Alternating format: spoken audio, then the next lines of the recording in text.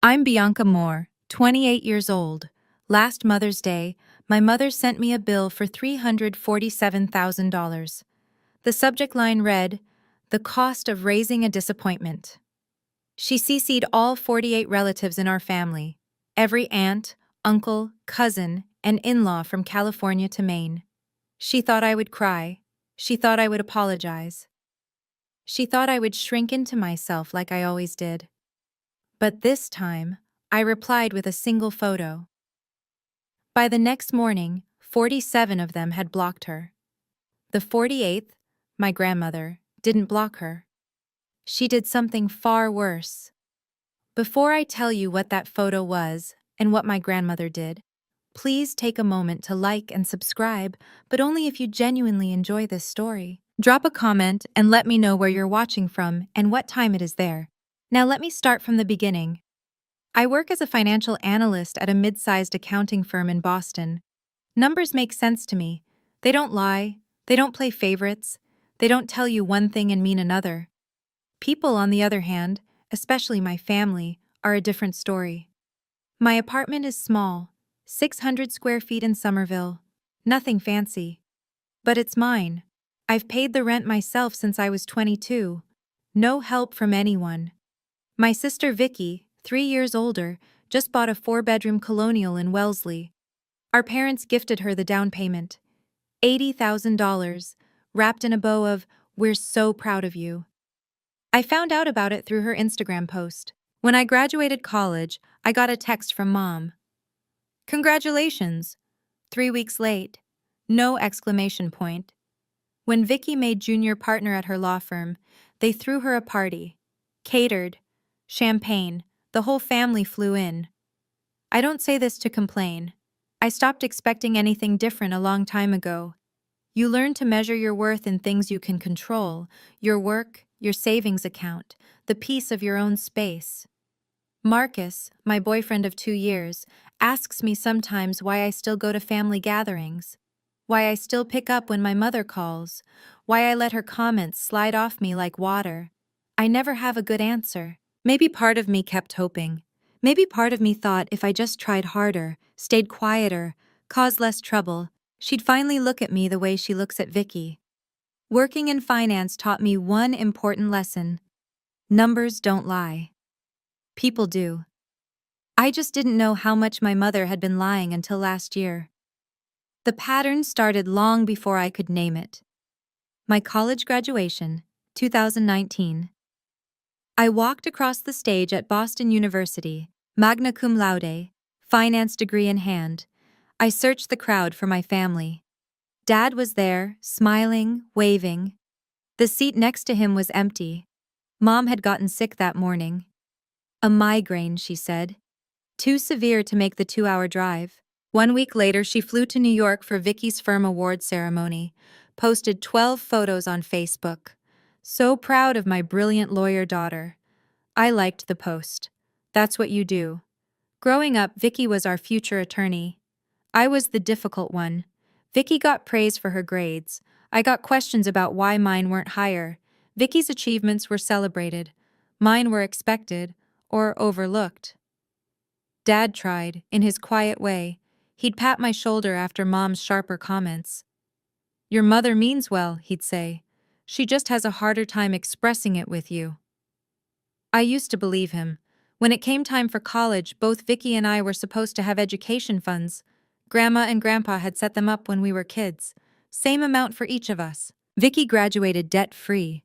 I graduated with $67,000 in student loans. Mom told me my fund ran out faster because of unexpected expenses during high school. Tutoring, she said. Summer programs, things I needed. I didn't question it then. Why would I? She was my mother. But numbers have a way of telling the truth, even when people don't. And 3 years ago, I started looking at the numbers. 2 weeks before Mother's Day, Mom announced her plan. A family reunion. Not just our immediate family, everyone. All the aunts and uncles, all the cousins, their spouses and kids. 48 people total, gathering at Grandma Eleanor's farmhouse in Connecticut. "It's been too long since we've all been together," Mom said in the family group chat. "Let's make this Mother's Day special." I stared at my phone for a long time. Marcus was making dinner when I told him. He paused, spatula in hand. "You don't have to go," he said. "She's my mother." "That doesn't mean—" "I know." I took the phone from his hand, set it aside. "I know." The next day, Vicky called, sweet as sugar. "Hey, so you're coming early to help set up, right? Like usual?" "Like usual." Meaning, I arrive at dawn to cook and clean while she shows up at noon with an expensive bottle of wine and a designer dress. "Sure," I said, "like usual." After we hung up, I sat at my laptop. There's a folder I keep buried 3 levels deep. I named it Insurance. Just a word, just a precaution. I hadn't opened it in months. That night, I opened it. 3 files inside, a screenshot, a PDF, a spreadsheet. I'd been collecting these for 3 years, ever since I stumbled across something I wasn't supposed to see. I told myself I was keeping them just in case, that I'd probably never use them. I closed the laptop and went to bed. But I couldn't sleep. Something about the way Mom announced this gathering, the size of it, the timing, the way she'd insisted everyone attend, felt like the setup to something. I just didn't know I was the punchline. Mother's Day morning. I arrived at Grandma Eleanor's farmhouse at 7. The sun was barely up. Dew clung to the grass. The old white colonial looked the same as it always had. Wraparound porch, blue shutters, the kind of house that holds generations of memories. Not all of them good. I spent the next 4 hours cooking, cleaning, arranging flowers, setting the long table in the dining room with the good china. 48 place settings, 48 cloth napkins, 48 chances for something to go wrong. Vicky arrived at 11:30. She swept in wearing a cream silk dress, carrying a bouquet of peonies that probably cost more than my monthly grocery budget. She kissed Mom on both cheeks. She complimented the decorations, the ones I'd put up. "Everything looks perfect," she said to Mom. "You outdid yourself." Mom smiled. I had a little help. She didn't look at me when she said it. By noon, the house was full. Aunts and uncles I saw once a year, cousins I barely knew, their kids running through the hallways, noise and laughter, and the smell of the roast I'd been preparing since dawn.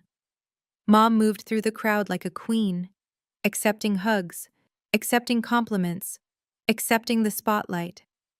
I stayed near the kitchen. During the family photo, Mom positioned everyone on the porch steps. She placed Vicky right beside her. When I stepped forward, she glanced at me. "Bianca, honey, stand in the back. You're taller. You'll block everyone." I stood in the back. That's when Grandma Eleanor appeared beside me. She squeezed my elbow. Her grip was firm for a 78-year-old woman. "Whatever happens today," she said quietly, "hold your ground. You hear me?" I didn't understand. Not yet. The toast began after lunch. Uncle Robert went first, raising his glass to the heart of our family. Aunt Patricia followed with tears in her eyes about sisterhood. Cousin after cousin stood up, praising mothers, praising Mom specifically, praising the woman who sacrificed everything. I stayed quiet. I'd learned long ago that my voice wasn't wanted in these moments. Then Mom stood up. She smoothed her lavender dress. She picked up her wine glass.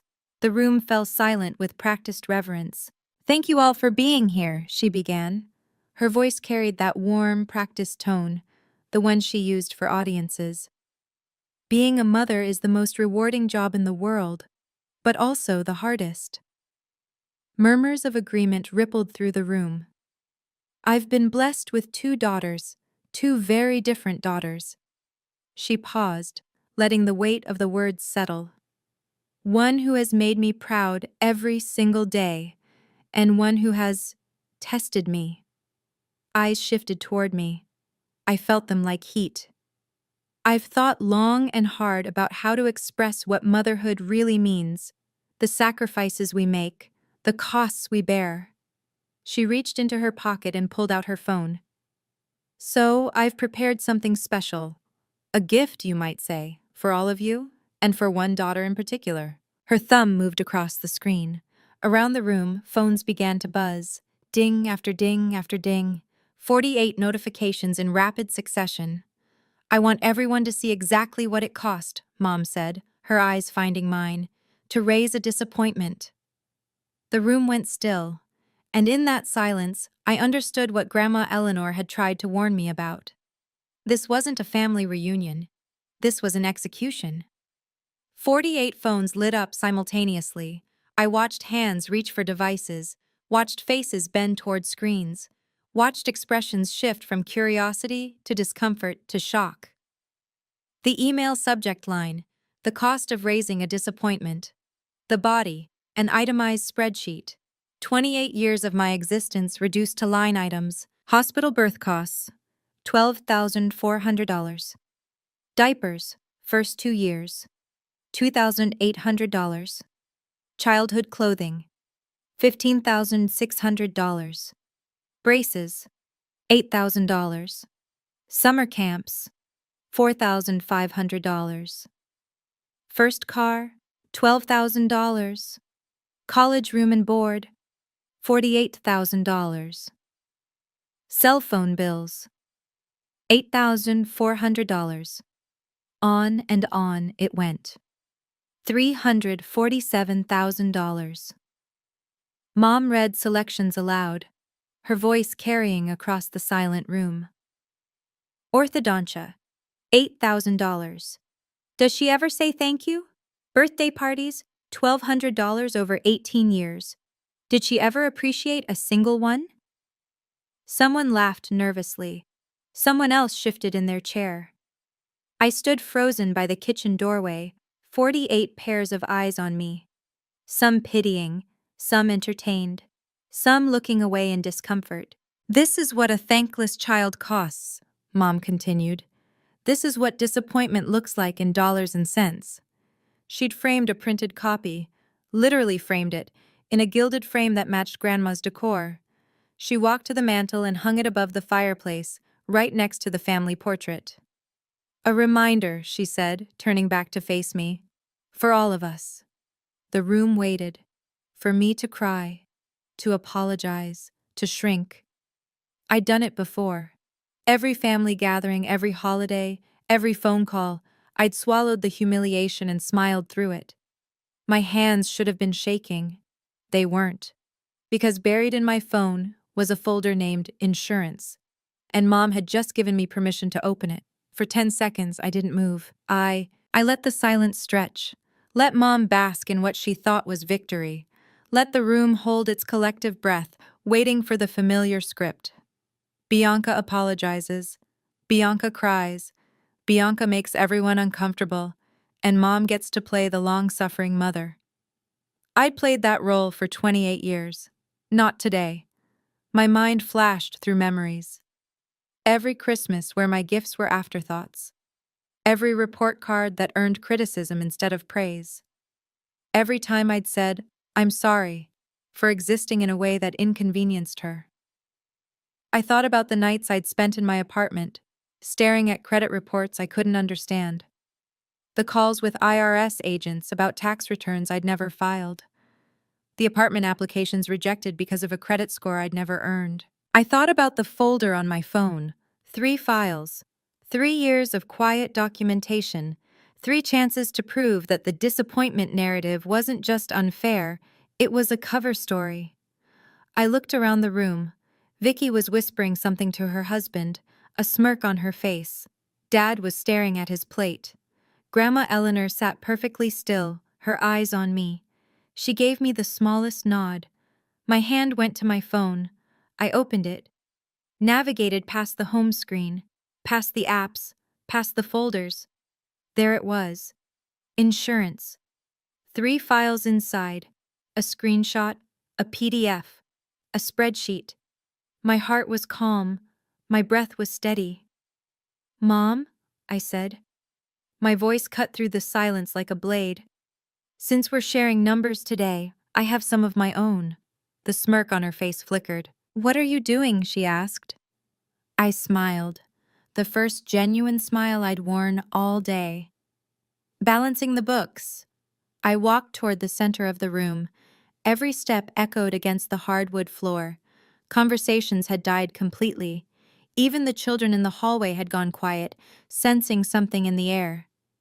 "Keep your phones handy," I said. My voice was steady, professional, the same tone I used in client presentations. "Because I'm about to send you something too." "Bianca." Mom's tone had shifted, a warning edge. "This isn't the time." "Actually, it's the perfect time." I stopped beside her, close enough to see the mascara she'd carefully applied, close enough to see the first flicker of fear beneath her confidence. "You calculated what I cost you, Mom. Seems only fair I calculate what you cost me." I opened my email app, selected all 48 family contacts. "Bianca, whatever you think you're doing, I'm doing exactly what you taught me." I looked up at her, held her gaze. "Showing receipts?" I pressed send. The familiar chorus of notification sounds filled the room. Ding, ding, ding. One after another, spreading through the crowd like dominoes falling. Mom's face paled slightly. "What did you just send?" "The truth." I slipped my phone back into my pocket. "You have numbers, Mom. I have documents." Movement caught my eye. Grandma Eleanor had risen from her chair, but she wasn't moving to stop this. She was pulling her seat closer. Front row. A few relatives were already opening the email. I saw their expressions change. Confusion first, then something else. Uncle Robert was the first to look up at Mom with a different kind of expression. "Linda," he said slowly, "what is this?" Mom's composure cracked, just for a moment. The performance was about to get interesting. "Now, before I show you exactly what was in that email, I have to ask, how many of you have a folder like mine? Evidence you've been collecting, hoping you'd never have to use? Drop a 1 in the comments if you know exactly what I'm talking about. And if you're watching this late at night, unable to sleep because family drama is keeping you up, you're not alone. Hit subscribe and let's get through this together." Okay, back to that dining room. The email contained 3 attachments. I started with the first one. "Mom, you charged me for my college education in your little bill. Room and board, textbooks, living expenses." I paused. "But here's the thing. I paid for college myself. $67,000 in student loans. Still paying them off." Murmurs rippled through the room. "That's because my college fund ran out, right? That's what you told me." I pulled up the PDF on my phone, projecting calm I didn't entirely feel. "Except I work in finance now, and I know how to trace money." I turned to face the room. "Grandma and Grandpa Harrison set up education trusts for both Vicky and me when we were children. Same amount, $89,000 each." I let that number sink in. Vicky used hers, graduated debt-free. I pointed to the screen showing on my phone. "My trust was withdrawn in full on August 3, 2016, 1 month before I started college. The money was transferred to an account belonging to Linda Moore." Aunt Patricia's hand went to her mouth. $89,000, I repeated. "Gone, into Mom's personal account. 1 week later." I swiped to the next document. "She purchased a new Lexus. Cash." "That money was for family expenses." Mom's voice rose, defensive. "You don't understand." "I understand bank records." I kept my voice level. "I understand wire transfers. I understand that you stole my college fund and let me drown in debt while you drove a luxury car." Dad stood up slowly from his chair. His face had gone pale. "Linda," he said quietly, "is this true?" Mom opened her mouth to respond, but I wasn't finished yet. "That's just the beginning," I said. The room had grown colder somehow. Or maybe it was just the way people were looking at Mom now. With less sympathy, more scrutiny. I opened the second attachment, a spreadsheet. For the past 2 years, I've been getting strange letters from the IRS, audits, notices about discrepancies. At first, I thought it was a mistake. I scrolled through the document. Then I hired a CPA to dig deeper. I turned the phone so people nearby could see the screen. Columns of numbers, dates, filings. From 2018 to 2024, Mom claimed me as a dependent on her federal taxes, 6 consecutive years. Cousin Michael frowned. So? Parents claim their kids all the time. I was 22 in 2018, I said, living in my own apartment, paying my own rent, my own insurance, my own everything. I haven't been anyone's dependent since I was 21. The implication landed. I watched it spread across faces.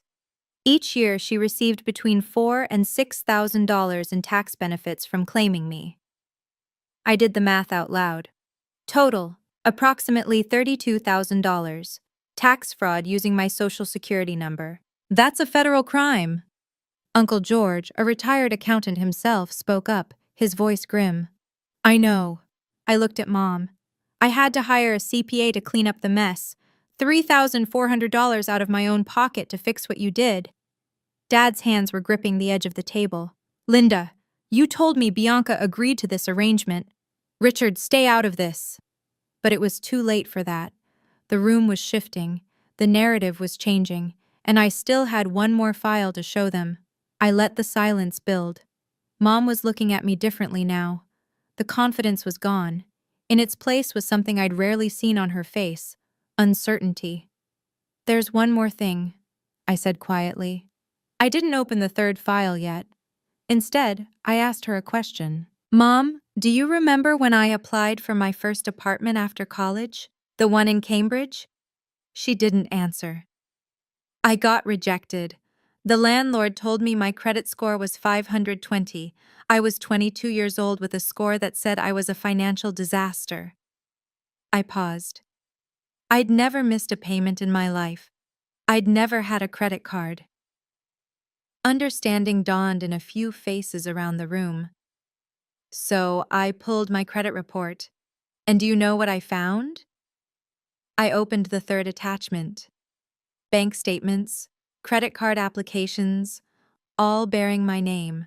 3 credit cards, opened in 2016, 2017, and 2018, all using my name and social security number, all maxed out. I let the number land like a hammer.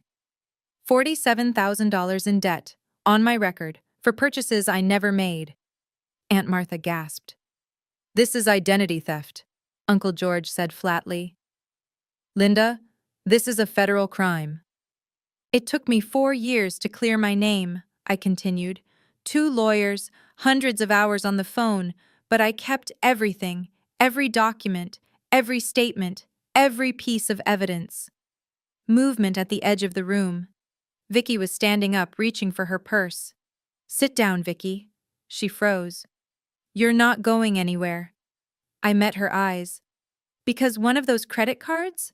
The statements were shipped to your address. The color drained from my sister's face.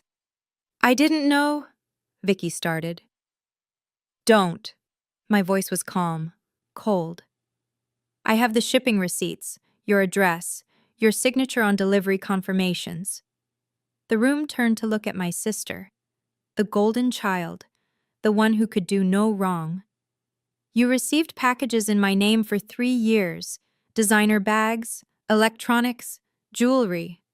I pulled up one particular receipt, including an engagement ring, $8,400, charged to a card with my name on it. Vicky's husband, Derek, stared at her hand, at the diamond glittering under the dining room lights. You wore my stolen identity to your wedding, I said. Did you know? Or did you just not want to know? Vicky's voice cracked. Mom said it was an emergency. She said you wouldn't find out. I didn't think. An emergency that lasted 4 years? Buying Gucci bags was an emergency? Aunt Patricia rose from her seat, her face ashen. Victoria, how could you? I didn't know it was illegal. Vicky's composure shattered. Tears streamed down her face. Real ones, maybe. Or maybe just the performance she'd learned from Mom. She told me Bianca would never check. She told you to help her steal from me. I finished the sentence. And you did. The murmurs had grown to open conversation now.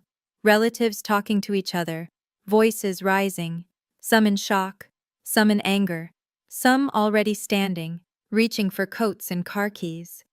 But there was one more thing, the screenshot. I hadn't opened it yet. The one I'd been holding for 3 years, the one that explained everything. I looked at my mother. She was pale now, trembling. "There's one more file," I said. "But this one is the big one." Mom saw the shift in the room. She felt it slipping away from her. So she did what she'd always done. She changed tactics. Her shoulders began to shake. Her eyes glistened with tears. She pressed a hand to her chest like she was struggling to breathe. "I can't believe this," she said, her voice cracking beautifully. "I gave everything to this child. Everything. And this is how she repays me?" A few relatives hesitated. Old habits die hard. We're trained from birth to comfort a crying mother. I made mistakes, yes. But I did it for the family. Everything I did was for the family. She reached for Dad's arm. "Richard, tell them. Tell them I only wanted what was best for everyone." Dad stood rigid. His jaw worked silently. He didn't move toward her. Mom turned to Grandma Eleanor. "Mama, please, say something. You know me. You know I'm not a monster." Grandma Eleanor remained seated. Her face was stone. "I'm listening, Linda," she said quietly. "I'm listening to everything." Mom's desperation showed now. The performance was cracking at the edges.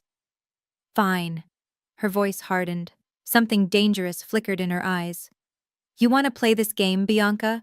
You want to air dirty laundry in front of everyone?" She stepped toward me, close, too close. "Then let's talk about why," she hissed. "Let's talk about why I've treated you differently your whole life. There are things you don't know, things I've protected you from.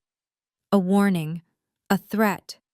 There are things about you, little girl, that would change everything." She thought she still had leverage. She thought her secret was bigger than mine. She was wrong. "You're right, Mom," I said. "There is something I don't know, or didn't know, until 3 years ago." Mom's eyes widened slightly, just a fraction. "What are you talking about?" 3 years ago, I was at Vicky's apartment. She left her phone on the kitchen counter while she went to take a call. A message came through. I kept my voice even. "From you." The color was draining from Mom's face now. "I wasn't going to read it, but your name was there and the preview showed something I couldn't ignore." "Bianca?" Her voice was a warning. "So I took a screenshot." "Don't." "And I've had it for 3 years." I pulled up my phone. 3 years of you humiliating me at every holiday, every birthday, every family gathering. 3 years of swallowing your insults and saying nothing. Mom's composure finally cracked. Real fear showed in her eyes. "I never used it," I continued. "I told myself I never would, that it wasn't my secret to tell, that maybe, you had a reason for being the way you are." "Please." The word came out broken. "Please, Bianca. Whatever you think you know." "I didn't come here today planning to do this." My voice was steady. "But you did, Mom. You planned this whole thing. You wanted to humiliate me in front of everyone. You wanted to make me the villain of your story." I held up my phone. "So now I'm going to tell the truth." "If you ever loved me," Mom started. "Loved you?" I felt something crack in my chest. "I spent my entire life trying to earn your love. Turns out I never had a chance." I opened the email app, selected all 48 contacts, attached the screenshot. My thumb hovered over send. "This is why," I said quietly. "This is why you've hated me since the day I was born." I pressed send. The notifications erupted. 48 phones, 48 dings, one after another, a cascade of digital alerts that filled the silent room like gunfire. Mom lunged toward me. "Delete it! Make them delete it!" Her voice was ragged, desperate. Uncle Robert caught her arm. "Linda, stop!" But everyone was already looking, already reading. I watched their faces as the screenshot loaded on their screens. Confusion first, then the slow dawning of comprehension, then shock. Aunt Patricia's hand flew to her mouth. Uncle George sat down heavily. Cousin Michael dropped his phone entirely. The screenshot was a text message From Linda Moore to Victoria Moore, dated July 15th, 2023. It read, "This one isn't Richard's biological child. Don't tell anyone. If he finds out, he'll divorce me and I'll lose everything." The room went absolutely still. Then Dad spoke. "Linda?" His voice was barely a whisper. "What is this?" Mom was shaking, all the color gone from her face. "It's not. I can explain.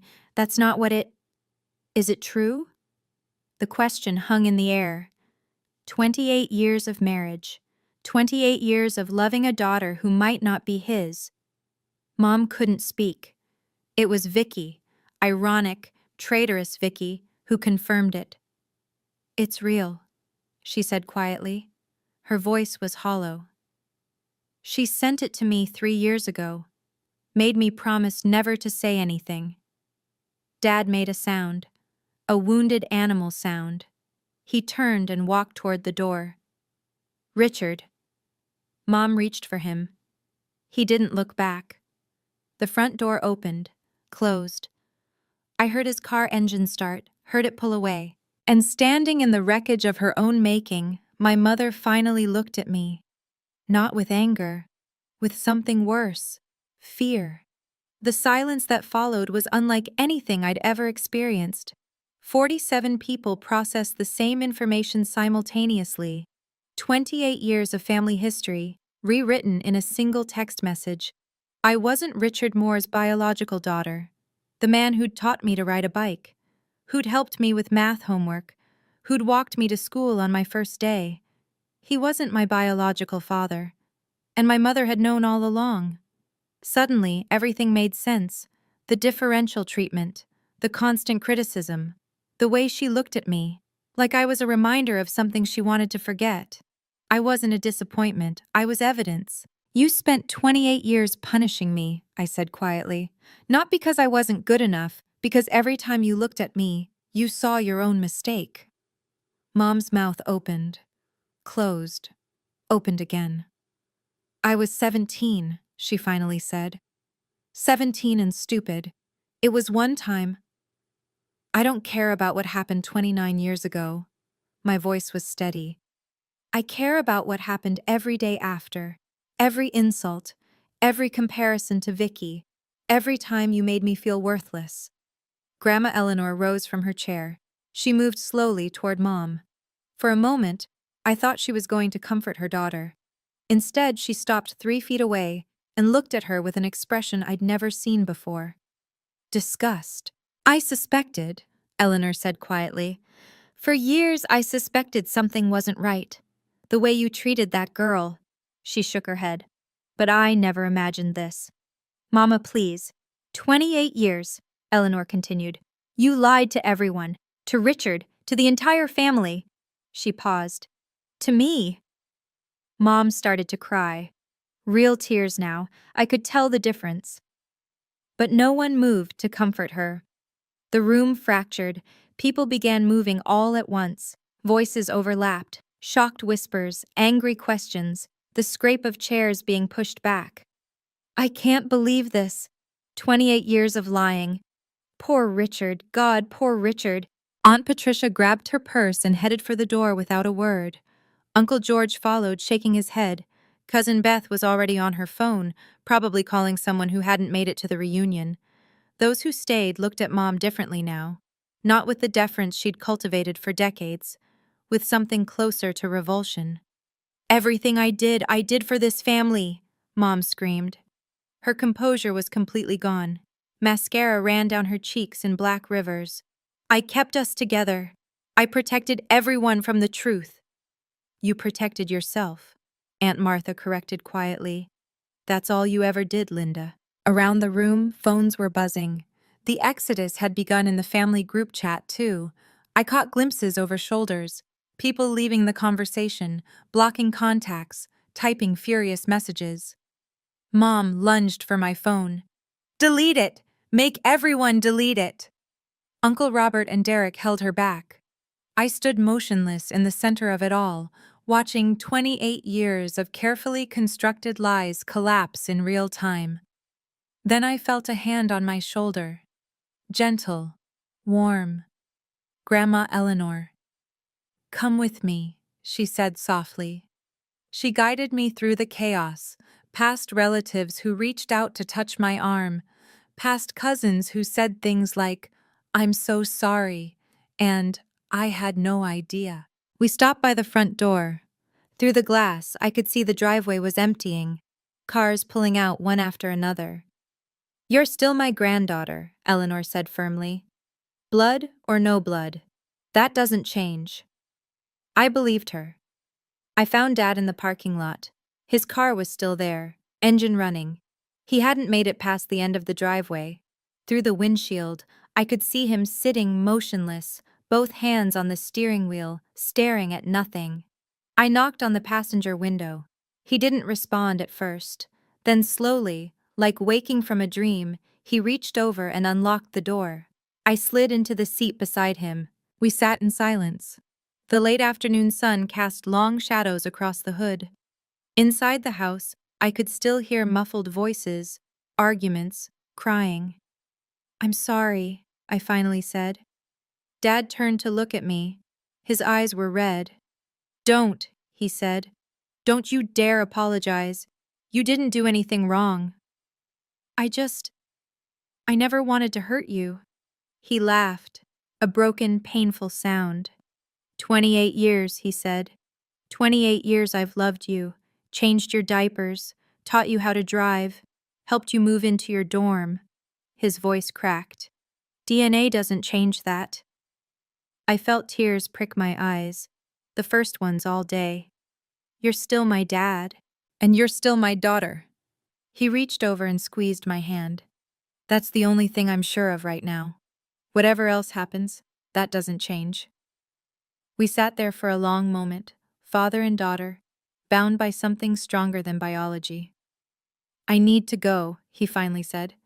I can't be in that house right now. I can't look at her." "I know."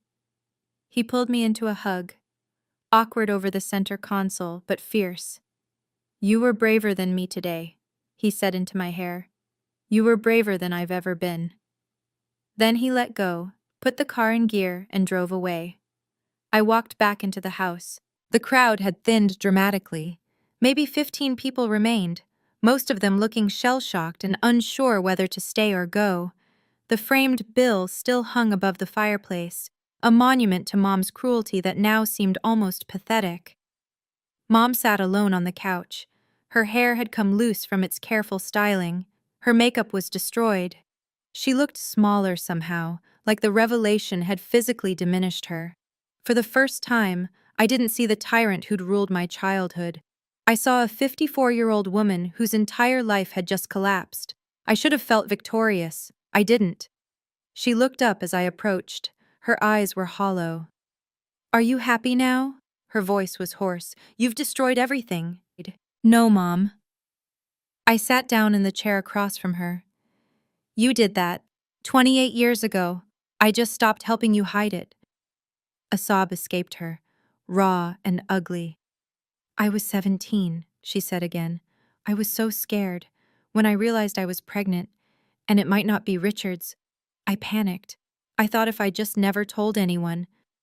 You thought if you made everyone hate me first, nobody would believe me when the truth came out." She didn't deny it. "Every time you looked at me, you saw your mistake," I continued. "So you spent almost 3 decades trying to make me disappear, make me the problem, the disappointment, the one nobody would miss if I just stopped showing up." Mom covered her face with her hands. "I didn't know how else to protect myself," she whispered. "By destroying me?" She had no answer to that. Nobody ever does. I didn't raise my voice. I didn't need to. "I want you to understand something," I said quietly. "I didn't do this to destroy you. I did it because I needed the truth. 48 people needed to know I'm not the disappointment you made me out to be." Mom looked up. Mascara streaked, broken. "Dad needed to know why you treated me the way you did. And you," I paused. "You needed to know that I've had this evidence for 3 years." Her eyes widened slightly. 3 years, I repeated. 3 years of you humiliating me at every holiday, every birthday, every phone call, and I never said a word. I leaned forward. I only used it today because you forced my hand, in front of everyone, with your little bill. The irony wasn't lost on her. I could see it register. From now on, I continued, I don't need you to acknowledge me. I don't need you to love me. I stopped expecting that a long time ago. I stood up. I only need one thing from you. Leave me alone. That's my boundary. Respect it. You can't just. I can. My voice was steel wrapped in silk. And if you cross it, if you show up at my door, or contact my employer, or try to poison anyone else against me, the next conversation won't be in front of family. I held her gaze.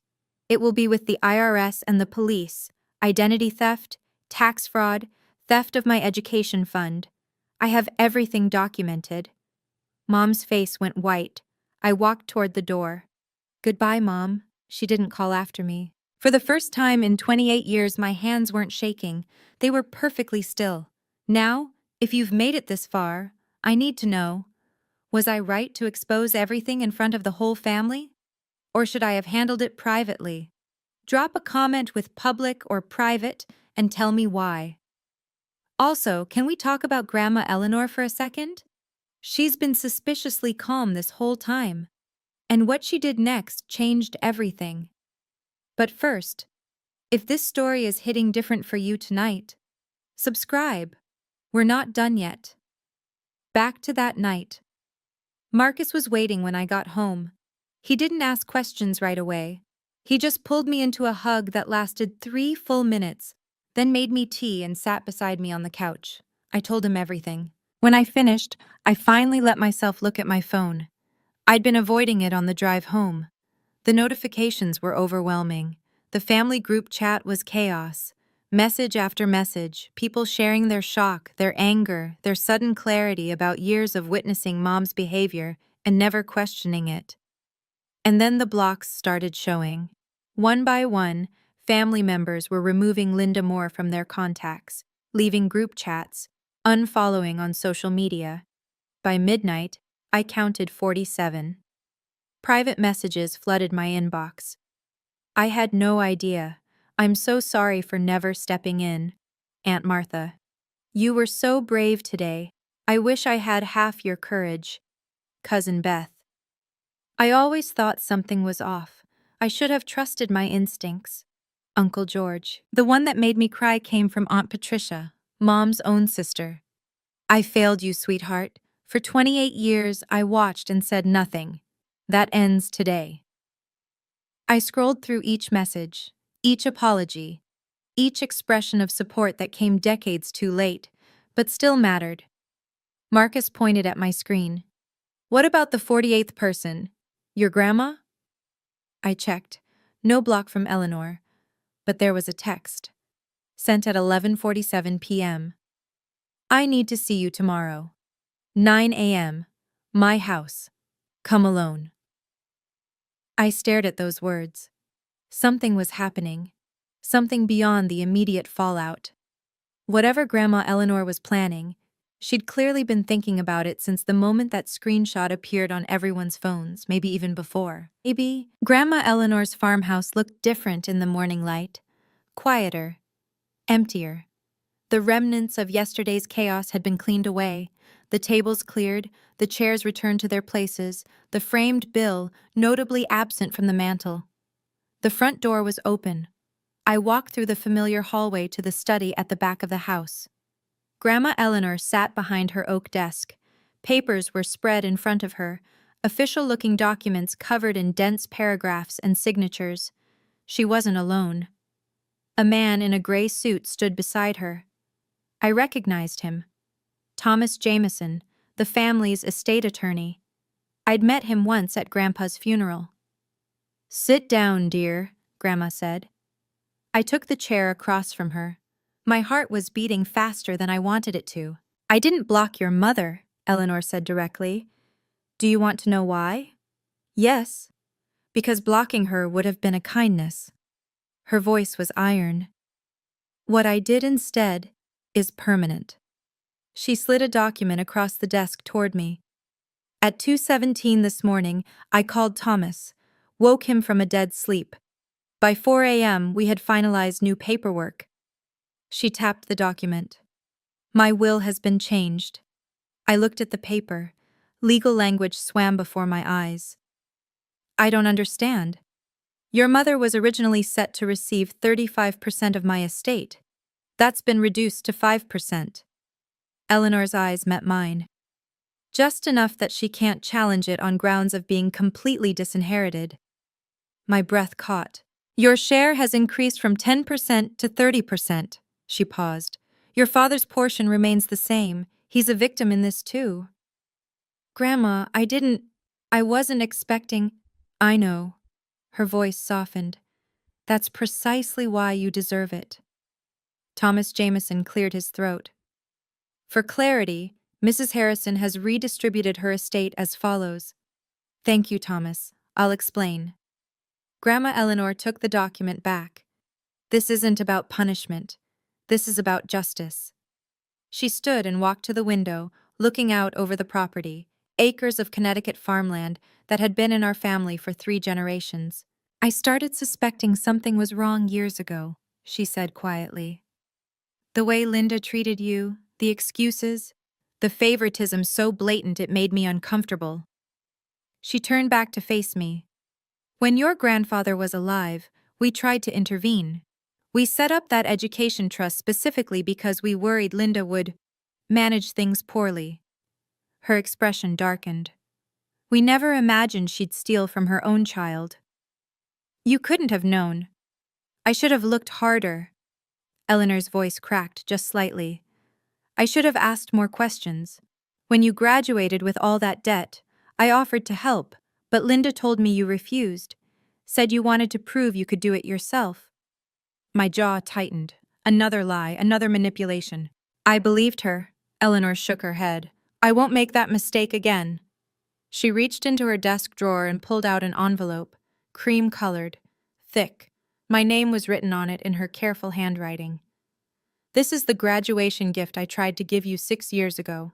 Linda intercepted it, told me you didn't want it. I opened the envelope.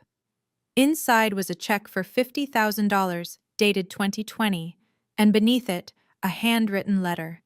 To my granddaughter Bianca, may your future be brighter than anyone expects. You've always been special. Don't let anyone tell you otherwise. Love, Grandma Eleanor. The tears came before I could stop them. I was walking to my car when Vicky appeared. She must have been waiting outside, watching for me to leave. Her face was puffy from crying. No makeup, hair pulled back in a messy ponytail. She looked more human than I'd seen her in years. Bianca, wait. I stopped but didn't turn around. Please, she said. Just 2 minutes. I turned, waited. Vicky took a shaky breath. I know I don't deserve anything from you. I know that. You're right. You don't. But I need you to understand. She struggled with the words. I didn't know about the credit cards. Not at first. When I found out, I should have said something. I should have stopped it. But you didn't. No. Her voice broke. I was scared. I was so scared of becoming you. Of having Mom turn on me the way she turned on you. I felt something shift in my chest. Not forgiveness, not yet. But recognition. So you helped her hurt me, I said. To protect yourself. Yes. Vicky wiped her eyes. I'm not asking you to forgive me. I just wanted you to know. I understand now. Why you did what you did. And I'm sorry. For all of it. We stood there, 2 sisters on opposite sides of a divide that might never fully close. I can't forgive you right now, I said finally. Maybe not ever. But I understand why you did it.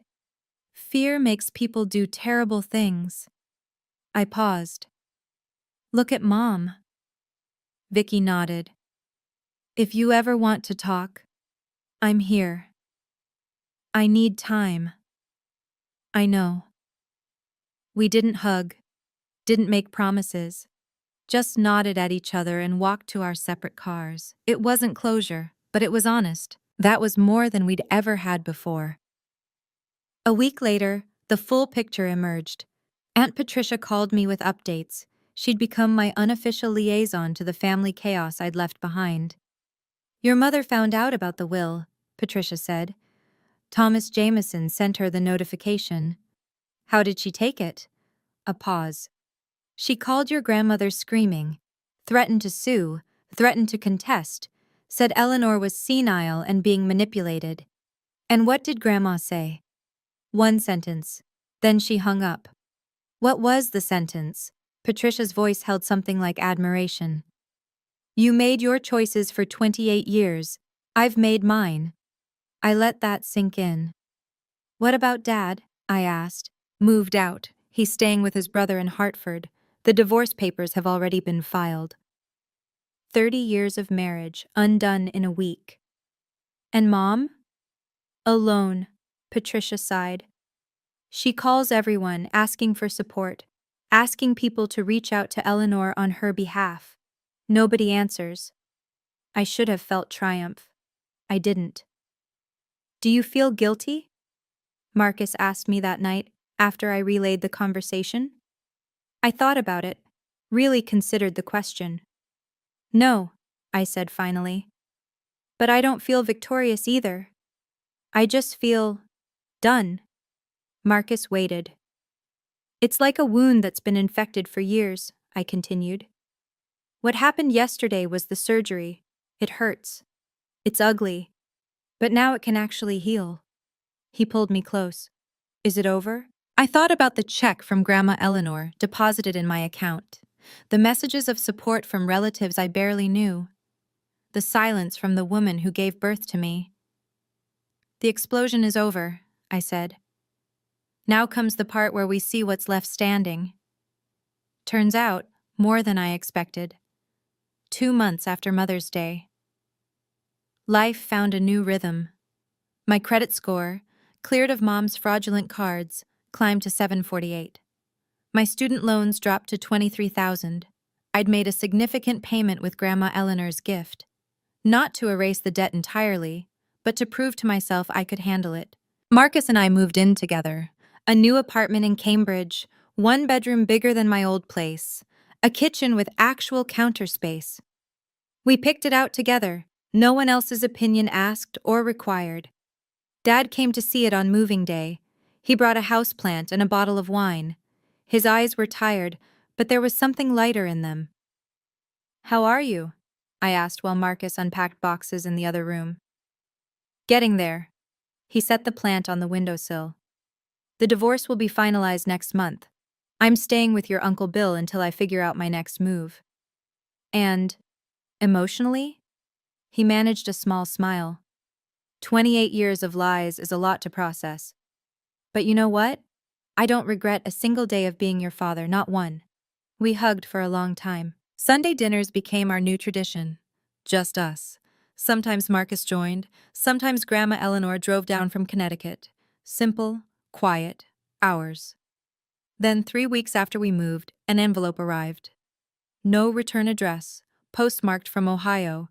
Inside was a single sheet of paper, a letter.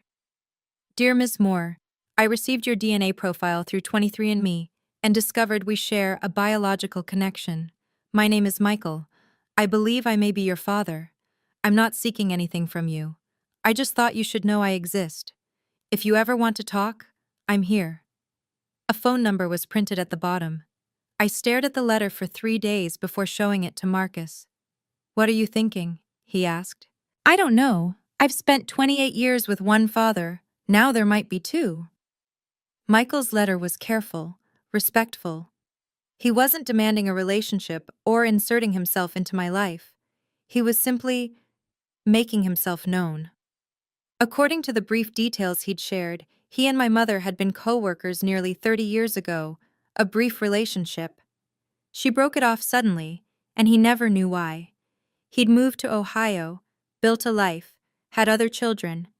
When a relative mentioned the family scandal that had spread through social media whispers and gossip, he'd taken a DNA test. The match was conclusive. "He's not asking to be your father," Marcus said carefully. "Richard is your dad. This guy knows that." "I know. But, but what if I want to know him someday? Not now, but eventually." Marcus took my hand. "You spent 28 years having other people define your identity. Your mother decided who you were supposed to be. Your family believed her." He squeezed gently. "This is your choice. Nobody else's." I thought about that for a long time. Then I opened my laptop and composed a short email. "Dear Michael, I received your letter. Thank you for reaching out with such respect. I'm not ready to meet or talk yet. I need time to process everything. But I wanted you to know that I appreciate you not pushing. I'll reach out when and if I'm ready. For now, thank you for letting me know you exist." I hit send. Then I closed the laptop and made dinner. Some answers can wait. I'd already found the ones that mattered most. She showed up on a Tuesday. I was leaving my office building when I saw her standing by the entrance, thinner than I remembered. Older. The designer clothes replaced by something simpler. "Bianca." I stopped walking. "I've been trying to reach you," she said. "You blocked my number. My emails bounce back." "That's intentional." "I know, She took a step forward. "I've been thinking, a lot, about everything. And I wanted to say—" "Stop." She froze. "You don't get to do this," I said calmly. "You don't get to show up at my workplace and pretend we're having a reconciliation moment. That's not how boundaries work. I'm your mother. You're the woman who stole from me, lied about me, and psychologically abused me for 28 years because you couldn't face your own guilt." I kept my voice even. "We're not having coffee and talking things through.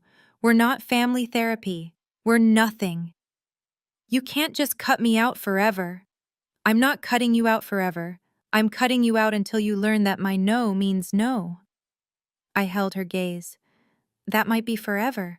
That's your choice now, not mine." Her face crumpled. For a moment, I saw the 17-year-old girl who'd made a mistake and spent decades trying to bury it. But sympathy and boundaries aren't mutually exclusive. "Goodbye, Mom." I walked past her to my car. She didn't follow. As I pulled out of the parking lot, I caught a glimpse of her in the rearview mirror, still standing there, watching me go. My hands were steady on the steering wheel. For the first time in my life, they weren't shaking. That's what freedom feels like. If you're listening to this story and seeing yourself in it, I want to tell you something. You are not what they call you. You're not the disappointment. You're not the difficult one. You're not the problem child or the black sheep or whatever label the people who should love you chose to stick on you instead of examining their own failures. Sometimes the people closest to us are the ones who hurt us the most. And setting boundaries with them, refusing to absorb their cruelty, isn't selfish, it's survival. My mother sent me a bill for $347,000. She calculated the cost of my diapers and my braces and my birthday parties. But she never calculated the cost of what she did to me. The years of wondering why I wasn't good enough, the nights crying alone, the opportunities stolen, the confidence crushed. There's no price tag for that. And there's nothing she can pay to get me back. I don't know what the future holds. Maybe someday I'll speak to her again. Maybe I won't. But for the first time in my life, that's my choice, not hers. Dad and I have dinner every Sunday. Grandma Eleanor calls every Wednesday. I'm slowly rebuilding connections with cousins and aunts who finally see me clearly. And Marcus? He asked me last week if I wanted to look at engagement rings. I said yes. Life goes on. Different. Better. Mine. So if you're out there, trapped in your own version of this story, know that there's another side. Know that truth has power. Know that boundaries are bridges to freedom. You are worth more than the people who failed to love you. I'm Bianca Moore, and my bill is paid in full. Thank you for staying with me through this story. If any part of it resonated with you, if you've ever felt like the disappointment in your own family, drop a comment. Tell me your story. Sometimes just saying me too is enough. And if you want more stories like this, about family drama, about justice, about finding your voice, check out the videos in the description. There's a whole playlist waiting for you. Remember, your worth is not determined by those who failed to see it. I'm Bianca Moore, and my bill is paid in full.